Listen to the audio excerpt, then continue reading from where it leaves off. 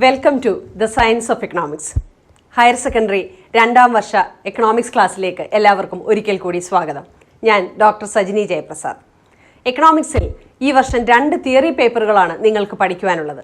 Theory പഠിച്ചതുകൊണ്ട് അല്ലെങ്കിൽ economics പഠിച്ചതുകൊണ്ട് ജീവിതത്തിൽ എന്ത് പ്രയോജനമാണുള്ളത് എന്ന് ഒരുപക്ഷെ നിങ്ങൾക്ക് തോന്നിയേക്കാം. എന്നാൽ ഇത് പഠിച്ചു കഴിയുമ്പോൾ ഏറെ പ്രാധാന്യമുള്ള ഒരു വിഷയമാണ് എക്കണോമിക്സ് എന്ന് മനസ്സിലാക്കാൻ നിങ്ങൾക്ക് കഴിയും.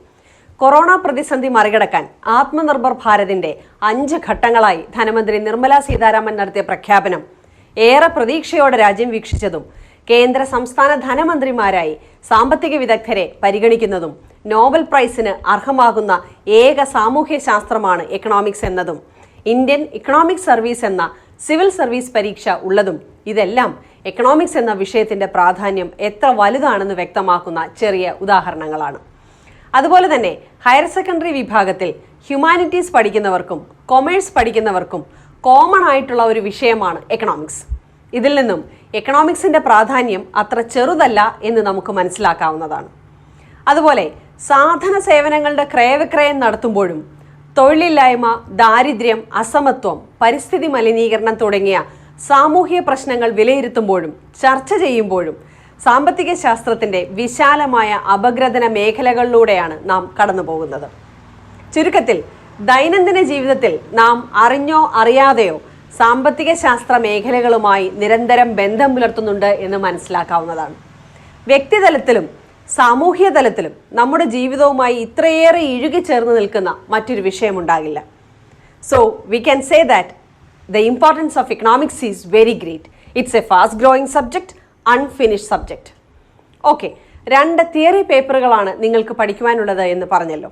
Introductory micro economics, introductory macro economics. This is the cover page of your +2 micro economics textbook and this is the cover page of your +2 macro economics textbook. Micro എക്കണോമിക്സിലേക്ക് കടക്കുമ്പോൾ in micro economics U have 6 units. The first unit in microeconomics is Introductory Microeconomics. സൂക്ഷ്മ സാമ്പത്തിക ശാസ്ത്രത്തിന് ഒരാമുഖം. Theory of consumer behaviour, ഉപഭോക്താവിൻ്റെ പെരുമാറ്റ സിദ്ധാന്തം. Production and cost, ഉൽപാദനവും ചെലവും. Theory of firm under perfect competition, പൂർണ്ണ മത്സര കമ്പോളത്തിലെ ഉൽപാദന യൂണിറ്റിനെ സംബന്ധിച്ചുള്ള സിദ്ധാന്തം. മാർക്കറ്റ് ഇക്വിലിബ്രിയം, കമ്പോള സന്തുലിതാവസ്ഥ. നോൺ കോമ്പറ്റീറ്റീവ് മാർക്കറ്റ്, മത്സരരഹിത കമ്പോളങ്ങൾ. മാക്രോ എക്കണോമിക്സിലേക്ക് കടക്കുമ്പോൾ and in micro economics also you have 6 units. Introductory macro economics, സ്ഥൂല സാമ്പത്തിക ശാസ്ത്രത്തിന് ഒരാമുഖം. നാഷണൽ ഇൻകം അക്കൗണ്ടിംഗ്, ദേശീയ വരുമാനം കണക്കാക്കൽ. മണി ആൻഡ് ബാങ്കിങ്, പണവും ബാങ്കിങ്ങും. Determination of income and employment, വരുമാനവും തൊഴിലും നിർണ്ണയിക്കൽ. Government budget and the economy, government ബജറ്റും സമ്പദ് വ്യവസ്ഥയും. ഓപ്പൺ ഇക്കോണമി മാക്രോ എക്കണോമിക്സ്, തുറന്ന സമ്പദ് വ്യവസ്ഥയും സ്ഥൂല സാമ്പത്തിക ശാസ്ത്രവും. So let us learn what economics is. Economics is a social science. സാമ്പത്തിക ശാസ്ത്രം ഒരു സാമൂഹിക ശാസ്ത്രമാണ്. സാമൂഹിക പ്രശ്നങ്ങൾ ശാസ്ത്രീയമായി പഠിച്ച് സിദ്ധാന്തങ്ങൾ രൂപീകരിക്കുന്നത് കൊണ്ടാണ് സാമ്പത്തിക ശാസ്ത്രത്തെ ഒരു സാമൂഹിക ശാസ്ത്രമായി കണക്കാക്കുന്നത്. Yes, economics is a social science, like chemistry is a physical science. It is true that there are no test tubes and sophisticated equipment required to study economics. But there are principles or laws of economics parallel to laws of chemistry or physics. With the help of these principles, we analyze how an economy works. These laws help to analyze economic problems and arrive at conclusions. എക്കണോമിക്സിൻ്റെ basic ആയിട്ടുള്ള കാര്യങ്ങളാണ് ഈ വർഷം നിങ്ങൾ പഠിക്കുന്നത്. അതുകൊണ്ട് തന്നെ ഈ അവസരത്തിൽ എക്കണോമിക്സിൻ്റെ ഉത്ഭവത്തെക്കുറിച്ച് അറിയേണ്ടത് അത്യാവശ്യമാണ്. The origin of economic ideas dates back to the Greek philosophers Plato and Aristotle. In India these ideas are found in Arthashastra of Chanakya. The word economics is derived from the Greek word oikonomia, which means house management. Actually, we can split the term oikonomia into 2, oikos and nomos. Greek ഭാഷയിൽ ഓയിക്കോസ് എന്നെഴുതുന്നത് ഇപ്രകാരമാണ്. അതുപോലെ നോമോസ് എന്നെഴുതുന്നത് ഇപ്രകാരമാണ്. Oikos meaning family or house and nomos meaning custom or management or law. Hence, the literal meaning of the term economics is house management, household management or the management of the state. Again, if you have any doubt, look at the word economics carefully. That is, it is the summation of eco and nomics. The term eco is derived from oikos, meaning house. And term nomics is derived from nomos, meaning to manage. Combining the two, we get economics, which means managing the house with the available resources. So, simply speaking, the English word economics is derived from the Greek word oikonomia, which means household management. ഗൃഹഭരണം എന്നർത്ഥം വരുന്ന ഓയിക്കണോമിയ എന്ന Greek പദത്തിൽ നിന്നാണ് economics എന്ന വാക്ക് ഉത്ഭവിച്ചത്. In older times, economics was considered as a branch of politics. At that time, economics was known as political economy.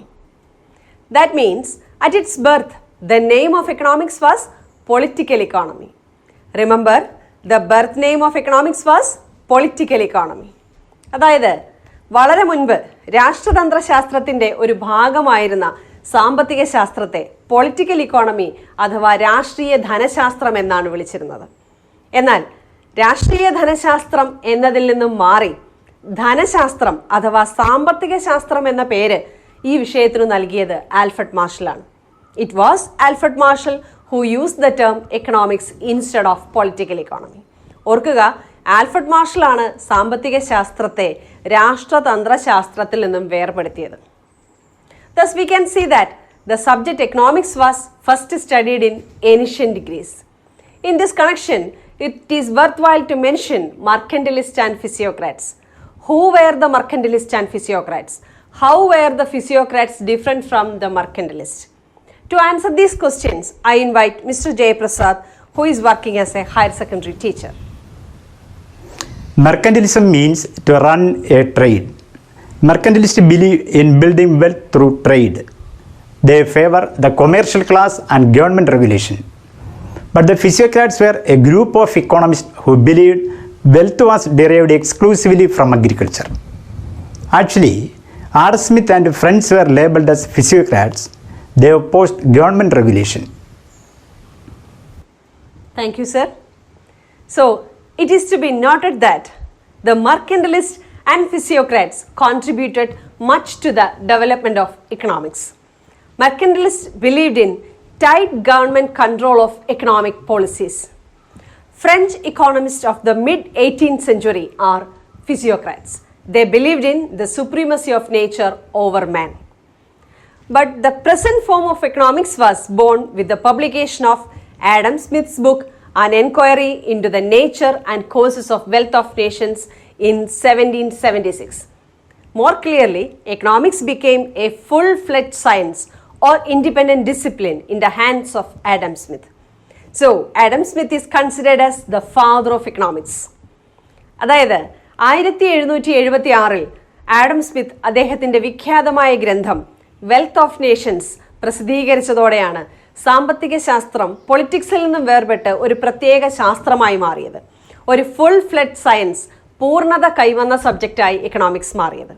അതിനാൽ Adam സ്മിത്തിനെ സാമ്പത്തിക ശാസ്ത്രത്തിൻ്റെ പിതാവ് എന്ന് വിളിക്കുന്നു. It was Adam Smith who defined economics systematically for the first time. The name of his book, An Enquiry into the Nature and Causes of Wealth of Nations, or more popularly known as Wealth of Nations. Economists like Alfred Marshall, David Ricardo, A.C. Pigou, J.M. Keynes and Samuelson have made great contributions to the growth of economics. Now, it is the time to revise the origin of economics that we have discussed so far, or the main points to remember. Economics is derived from the Greek word oikonomia, which means household management. In early days, economics was considered as a branch of politics. At its birth, the name of economics was political economy. Alfred Marshall used the term economics for the first time. Adam Smith defined economics systematically or scientifically for the first time. Adam Smith is labeled as the father of economics. Lastly, the important one from the point of view of examination, that is the name of his book and the year of publication. His book name was An Enquiry into the Nature and Causes of Wealth of Nations, or more popularly known as Wealth of Nations, published in the year 1776. I hope all of you understand the history or origin of economics. Next class, we will meet with definitions of economics. Thank you.